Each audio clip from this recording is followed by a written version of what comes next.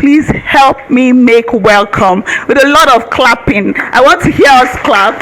Izik, thank you so much. I want us to bring out our pens, our notepads. I'm all going to get ready to talk because I'm not the only one speaking. We're all going to speak together. As a great speaker, the first thing you need to actually have is clarity of thought. You need to have a proper, aligned, structured thought. I usually teach with a very structured way, 5 W's and 1 H. Now, if you can answer the questions of 5 W's and 1 H, you can actually answer or speak in any situation wherever you find yourself. So let's take the first W. Why? Why are you speaking? So you're going to answer that for yourself. Why exactly are you speaking? So whatever situation you find yourself, you need to know your why. Why am I speaking? Am I here to make a presentation? Am I here to pitch? Am I here to introduce myself? Am I here to give a keynote? Am I here to give a panel session? Why am I speaking? So what is your message? What is your message? The third thing, who am I speaking to? Who is my audience? Comrade said he had asked Tibe, who are the people I'm going to meet in the hall when I come here? Will I see professors? Will I see young people? And it was so great how Comrade was able to relate with all of us. How he spoke to that guy who's looking for a girlfriend, or the lady who wants to advance in the office, or even to myself right there. Very relatable, because why? He has done his audience analysis. So who is your audience? Who are you speaking to? Because if you observe the way he was speaking to us, his tone and his language was very relatable to us as young people. And I kid you not, if he's speaking to politicians, he will speak like that. There's some jokes that he will not infuse, because why? The audience doesn't call for that. He gave an example. If he's speaking to professors, his tone and language will be very different. Let me share a story. In 2019, I just started my MC career very early, and I had a very lovely pink suit. Yes, I used to be a pageant boy, and so I was brought to MC a beauty pageant in Anambra State, and so I wore my pink suit. I got ready. I was not usually just so trained, write scripts, speak good English, and I got to Oka. Igbo Kwenu. We are the Igbo people here. Great. So I got to Oka, not just even Oka. There's a place they call Inri. They said it's the ancestral home for the Igbos in Anambra State. And that was where the festival was holding. There was going to be a beauty pageant at the festival. And so I got there. Oh, ladies and gentlemen, I was speaking plenty English. The audience was so very stiff. And so when I introduced the contest, and when I introduced the girls to come out, now all the girls will come and they will introduce themselves and they will do cha-cha-cha Igbo. They will speak Igbo, and all the audience will be so, I observed that. But when I come and when I speak to them, they don't connect with me. And as the event was going on, my client had to bring another MC to join me for the event. And if I want to sit down, even with my fine pink suit, but that event taught me a lesson. I need to do what? Audience analysis. I need to know who I'm speaking to, because that in turn will help me shape my message. That will help me put my language better so as to be able to communicate what? My message. Now we've answered who, right? What's the next one? When? When is it relevant for me to speak? When is the right time for me to speak? When speaks to a whole lot of emotional intelligence. Now, there are times that you might want to speak and the audience is a bit dull. You need to know that this is not the right time to drop my message. First, I need to energize the audience to speak first. I need to energize them first before I can drop my message. So when am I speaking? Also, it also flows to time. Oh, if your time is for 10 a.m., you come at what time? 10 a.m. If your time is 10:30 a.m., you come at what time? 10:30 a.m. to deliver your session. Oh, am I giving a keynote? Am I giving a panel session? You need to know all these things in particular, right? And what's the next W? Where? Where am I speaking? Now, where is a very, very structured thing, because where has to do with context. So I want to make some few scenario cases that really happened. I think we saw Pella, who went on a tour to Benin. And there has been lots of rancor about his coming to Benin, right? Because in Benin, there are some places in the Oba's palace where you do not pass. There are some places in the Oba's palace where women don't pass. There are some places in the Oba palace where only men pass. There are some places in the Oba palace, if you are not a titled person, you cannot pass. And Pella came because he lacked cultural intelligence. What did he do? He passed a place he was not supposed to do what? To pass. Now, I have been on a tour. traveling to several parts of Nigeria to teach people on public speaking. And when I get to a particular town, I actually have to ask questions about the cultural intelligence of that particular place. So I know how to regard the people of that particular location so that I don't speak ill of their norms or their customs or their traditions. So where it's a very critical thing, I also have to put what? Into context. And the last H is what? How. All right. Thank you so much. How. Now, after answering all the 5 W's, the how is the most critical one. How do I deliver? Because that's the bone of contention.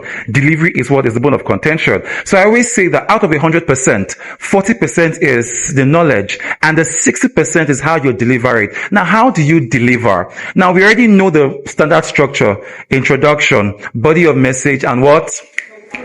And what? Great. But now there are 7 things that makes your delivery very, very great. I call it the 7 features of the connected speech. And clearly, I will itemize them out and I will draw your attention to when Comrade was speaking and how evident they were. First, mood. Comrade came and Comrade was very what? Was he lively? Was he energetic? But he was not sober. Because why? This atmosphere does not call for what? For him being what? Sober, right? So as every time when he was speaking, he was what? He was energetic, his energy was moving around, he was speaking to us, his mood was what? Was perfect. Now, pauses. You see him, sometimes he lays some very strong points and he will take a time to just breathe in and like, just hold on, let it sink into your minds. And you all now be like, oh wow, this thing Comrade said just really entered. Like, it just entered. So it tells you that pauses are very, very what? Are very necessary. These are the strategic, intentional stops you have in between your speeches, so as to ensure that your audience gets your message, so as to ensure that your audience gets what exactly you're trying to say, so they can have time to actually think about what you just said. Right? Now, moving on. Pace. There are sometimes that prof will narrate, Comrade will narrate. How am I calling you prof, sir? I think. Speaking into something. Oh, great. So there are times he was saying a story. He'll not tell you, I'm not sure that all of us heard the last sentence of what he said. He will just be very, very silent. And so, did you guys get that? He was doing it because why? That was space. That story is not necessarily for you to know the entirety of what he has said, but you clearly knew exactly what he was trying to hit at that point in time. Pace, pause, mood. Now, emphasis. There were times when Comrade was speaking and he was putting so much energy at some particular places, right? Just to draw your attention to how relevant or how important that particular thing was. Right? So it clearly means that when you're speaking to people also, put your mood in question, put your pace in question, put your pause in question, and put emphasis also what? Into question. Now the next thing again is rhythm. When Comrade was speaking, it sounded so very melodious in our ears. True or true? There's no true or false here. True or true? Right? And you could see that when he was speaking, it was just so, it like music for my ear. Like it sounded like music and also very much interesting. Rhythm. There must be reading in your what? In your speech. There must be reading in your voice. When you're speaking to people, people must hear that reading in your voice, basically. Are we good? So the first thing is what? Mood, emphasis, pace, pause, and what? And reading. Now also, let me say something now. His tone. You cannot have a monotonous tone you're speaking to people. You always have to what? Infuse your tone at some point in time. Sometimes it will be high. Sometimes it will also be what? Low. And when he was speaking, you could clearly see that. There are times that he was speaking and he was like, and we saw. I asked myself, is he a pastor? You know, you could see the pastor vibe in him. Yes or yes? Yeah, that's what. So your tone can never be monotonous. If you want to carry your audience along, you have to have what? A varying tone. Sometimes it has to go low. Sometimes it has to go what? And sometimes it has to be what? At the middle. Quite interesting. So these are very key things that we have to put out together when we have Comrade. If I say Prof again, Comrade speaking. But basically, let's have a quick example. So we are not going to introduce ourselves. Right? So you can introduce yourself. Now, the audience here are young people that you already know. Maybe a few persons in the crowd will try that basically, and we can judge you based on what you're doing, right? Introduce yourself and probably, for the next few seconds, speak about something that is very key to you. For me now, I love gender issues a lot. So if you wake me up in the morning, I will speak about gender issues any day, anytime, anywhere.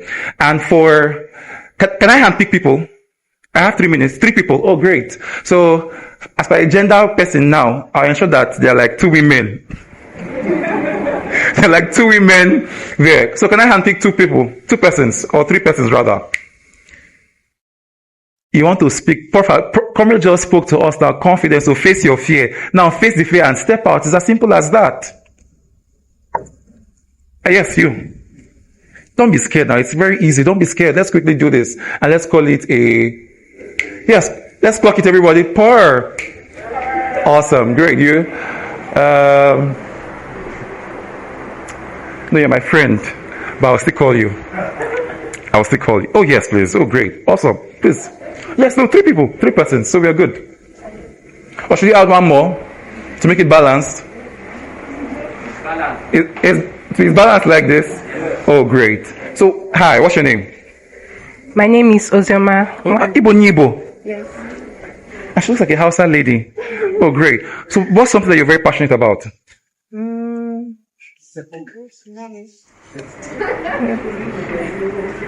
That you like to talk about all the time? I need to think. You're thinking about it. Okay, let's come. So, what's your name? My name is Alia. Sorry? My name is Alia. Alia. So, what's something you're very passionate about? I'm passionate about reducing the burden of malnutrition in Nigeria. Beautiful. I have an NGO called Nest Foundation where I support women and children to overcome the challenges. So let's step forward so the people online can see us. Oh, great. Okay. Yes. So, and so we're going to give you a spotlight now in the next 30 seconds, and you're going to speak to us about the growing rate of malnutrition in Nigeria. Okay. That's something that you can do.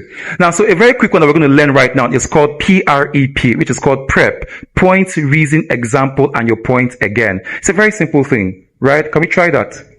Are we ready? High five. Oh, you don't shake. Yeah, great. Awesome. Thank you. Okay, so like I said, I support... No, not like you said. Now you're starting again. Okay. So now this is your audience. You're introducing us, and you're speaking to us on why malnutrition is on the increase in Nigeria. Okay. Malnutrition is a significant public health burden in Nigeria because approximately 2 million children are suffering from the severest form of malnutrition. This is according to UNICEF. Additionally, almost 100 children die every single hour due to malnutrition in Nigeria. And this is why I am at the fight of ending malnutrition in Nigeria. Okay. Well, let's clock it. So let's analyze her before we call someone else, right? So first things first, one hand was where? Behind. That signified what? That she wasn't so confident. She was a bit anxious. Okay. Now, she started with a quote, all right, that you gave a fact, the statistics. Now, that was very beautiful, right? So grab the attention. I need to use the mic. Okay. She started with a statistics, and that was very beautiful to grab the attention of everyone. That shows that she's grounded. But now we did not see your point. You made a statistics to grab our attention as your introduction. We did not see your point that why malnutrition is on the increase in Nigeria. We didn't see your point. Basically, you give us some of that statistics again. Saying us, 2 million people are dying. And yes, now we have heard that 2 million people are dying. We've heard that. Okay, what is now your solution? What are you now bringing to the table to ensure that this thing has to stop? But that was a very great one. Okay, you don't shake and you don't chop knuckle. So let's clock it for her. So when you're put on the spot for impromptu situation, you always use the PREP method. Point, reason, example, and your point again. You got it? Yes. Okay, you don't shake. Clock it for everybody. My guy, the destiny of all the men in this hall rests on your shoulder. And his name? August Ojile. Awesome. So August, now, what are you passionate about? Entrepreneurship, buying and selling. Buying and selling. Yeah. So basically, you're going to speak to us now as to the increase. What are you going to speak to us about right now? So, man, please give us a topic. Yes, I'll typically say why we should focus more on entrepreneurship to eradicate unemployment in Nigeria. So why we should focus more on entrepreneurship to eradicate unemployment in Nigeria? don't let them pressure you. Don't let them pressure you. No. Entrepreneurship is, entrepreneurs are one of the most influential people in the society because of the job creation.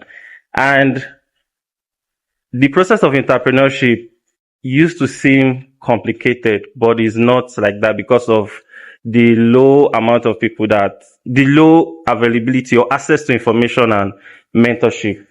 So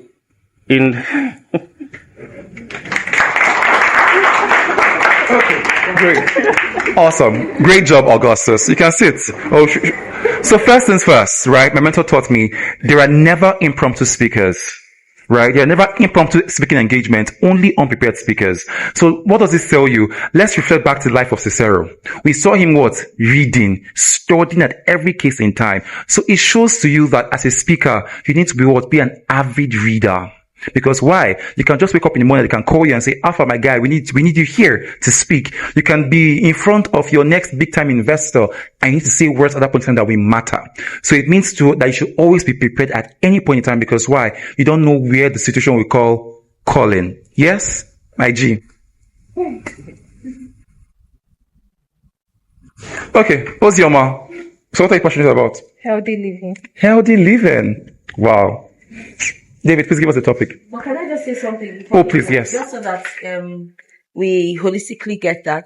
It still doesn't mean, however, that if we put good here for you to sell and you enter Alaba, you would not be able to tell your customer the right things to say, right? So you guys should just get that. Now we're talking about the structured pattern of talking about entrepreneurship, but it still doesn't mean that if he enters Alaba now with those spare parts, he would not, so yes. I just thought to add that. What's your healthy living? David? I should give her a topic? Yes. Exercise or diet? Which is best? Oh, wow. For getting the best results. Let's make that. So exercises or dieting, which is the best to getting the health result towards healthy living? Chai. David, if you're a lecturer. Good day, everyone. My name is Ozioma Wali, and I'm here to talk about exercise or diet, which is the right way, right? Right way for healthy living. Okay, first of all, we're going to understand what healthy living is before choosing between exercise and proper dieting. And healthy living is the right way for an individual to live, or the choices the person has to take in what the person does, starting from the eating, how to eat right, and also including exercises. Now, for a person to get the required, what's it? Sorry.